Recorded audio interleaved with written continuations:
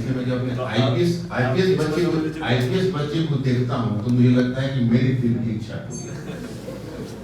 तो तालियां बजा के आओगे तो बहुत अच्छा लगेगा। और ऐसे भी मैंने देखा है कि वर्दी के लिए इतना ज्यादा लोगों को होता है, कई लोगों को। All India 5th rank Ajay Kumar Mishra, और उसने आईएएस छोड़ के आईपीएस लिया। अभी मेरा ही स्टूडेंट है, हाँ, एंटो अल्फोंसो, तो दिल्ली में ही डीसीपी, और वो तमिलनाडु से था, इंग्लिश मीडियम का मैनेजमेंट था। उसने भी आईपीएस लिया। जब उसका रैंक था, जानते हो कितना? उसका रैंक था 42वां, और 58 तक आईएएस का सीट था। और उसमें फायदा क्या हुआ? तो रूबल मेरा स्टूडेंट थी, उसका नंबर जैसे 55 तक सीट था उसका आईएएस का, उसका 58 रैंक था।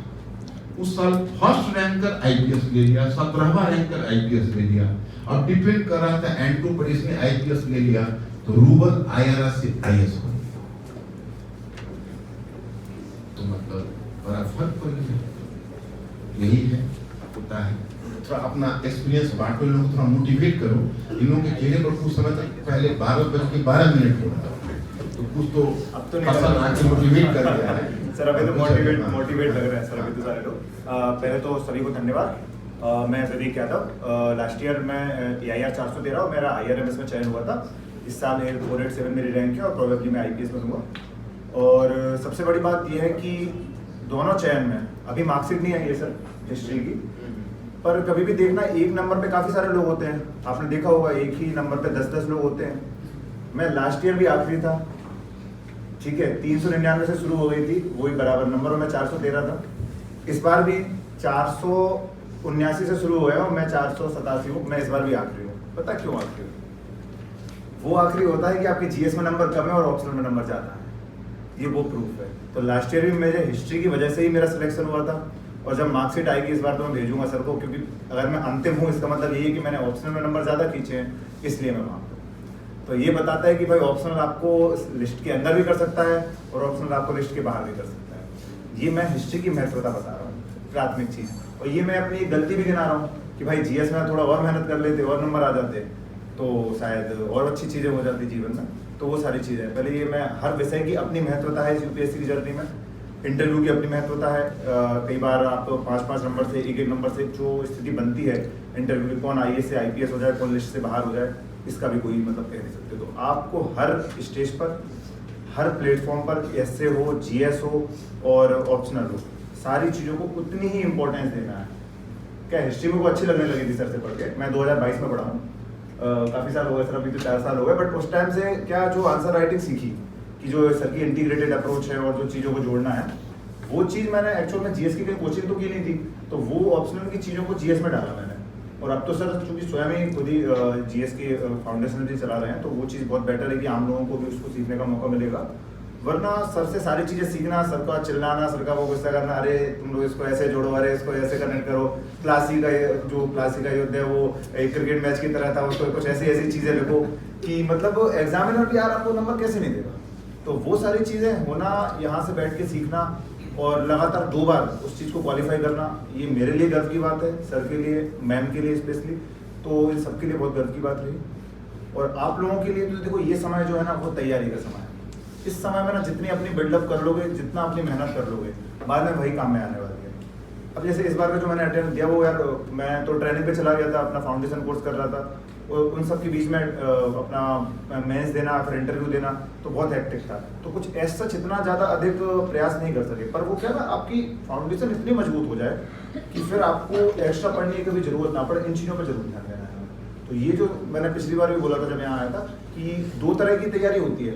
एक तो हम नेट में प्रैक्टिस करते हैं और फिर जिस दिन फाइनल मैच होता है हमारा, तो ये जो शांति काल की तैयारी है ना, जो अभी आप लोग, आपको कोई प्रेशर नहीं लग रहा होगा ऊपर, ऐसा लग रहा होगा वहाँ रोज पढ़ रहे हैं, अपना 2-4 घंटे पढ़ रहे हैं, ये this is the most important time of your life. अगर ये चीज़ बहुत बेटर कर दी तो वो आपके आने वाले प्रीलिम्स में, मेंस में, इंटरव्यू में या कभी भी बस यही तैयारी काम में आने वाली है। क्लासरूम इसीलिए जरूरी है क्योंकि यहाँ पढ़ी गई चीज़ें बहुत काम में आती हैं और कभी भी काम में आ जाती हैं।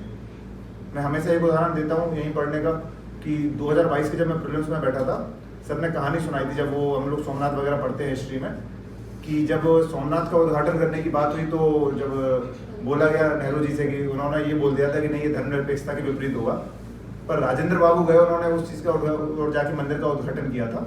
ये एक पूरी पटकथा लिखी हुई थी मेरे मन में, और जब प्रीलिम्स के एमसीक्यू में लिखा आया सर्वपल्ली राधाकृष्णन, तो मेरे को जल्दी टच हुआ कि यार वहाँ पर सर ने ऐसा कुछ समझाया था यार, वो ध्यान आ गया, उसको मैंने एलिमिनेट किया। कभी भी कोई चीज़ काम में आ जाएगी पढ़ी हुई, और मैं इसकी बात नहीं कर रहा हूँ हिस्ट्री की, कोई सी भी सब्जेक्ट में आपने करंट अफेयर्स में एक भी चीज़ पढ़ी है ना, वो कब काम में आ जाएगी ना, वो प्रीलिम्स के एग्जाम के अंदर पता चलता है। सबसे मेन चीज़ यही है कि अटेंटिव रह के पढ़ते हैं। अटेंटिवनेस इज द की, जिससे आप यूपीएससी को वही पास कर सकते हो। यूपीएससी का रैंक 1 भी ला सकते हो, कुछ भी कर सकते हो आप, बस आपको अटेंटिव होना बहुत जरूरी है। जो पढ़ रहे हो, जैसा पढ़ रहे हो, उस पर विश्वास रखना, अपने टीचर पर विश्वास रखना, और माता पिता पर विश्वास रखना, ईश्वर पर विश्वास रखना। मैं तो मतलब उस चीज़ का बहुत शुक्रगुजार हूँ कि आप, कई बार मैं जो पहले, जैसे मैंने कई एग्जाम दिए, मैं आपको बताऊँ, मैंने 19 प्रीलिम्स दिए हैं टोटल। मैंने 5 बीपीएससी में, 5 यूबीपीसीएस, 5 एमपीपीएससी और 4 यूपीएससी, 19 प्रीलिम्स में दे चुका था, 7 मेंस में दे चुका था, 4 इंटरव्यू में दे चुका था। सिलेक्शन नहीं हो रहा था मेरा कहीं। मैंने उसके बाद भी हर छोटे छोटे एग्जाम दिए थे। यूपीएससी को तो सर एक टाइम पर प्लान भी मान लिया कि भाई अब ये प्लान भी हो गया है, अब प्लान ए है सरकारी नौकरी प्राप्त करना। पर यकीन मानो प्लान ए तो सक्सेसफुल नहीं हुआ, प्लान बी से सरकारी नौकरी मिली वो यूपीएससी को। तो ये चीज़ है कि आपको, अगर आप अपने ऊपर कॉन्फिडेंट रहेंगे, विश्वास रखेंगे कि नहीं मैं कर सकता हूँ, आज नहीं तो कल सिलेक्शन तो देखो होना है। जो लगा रहा है उसका सिलेक्शन यहाँ होगा, टीसीएस में हो जाएगा, कहीं बहुत अच्छी जगह हो जाएगा, पर उसके लिए ज़रूरी है कि आपको लगे रहना पड़ेगा, और जो जितनी ज़्यादा मेहनत करेगा, विश्वास रखेगा अपने ऊपर, वो उतनी जल्दी सफल होगा। ये हो गई मोटिवेशन वाली बात। अब थोड़ी सी पढ़ाई की वाली बात कर लेते हैं, फिर आपके मैं डाउट भी ले लूँगा।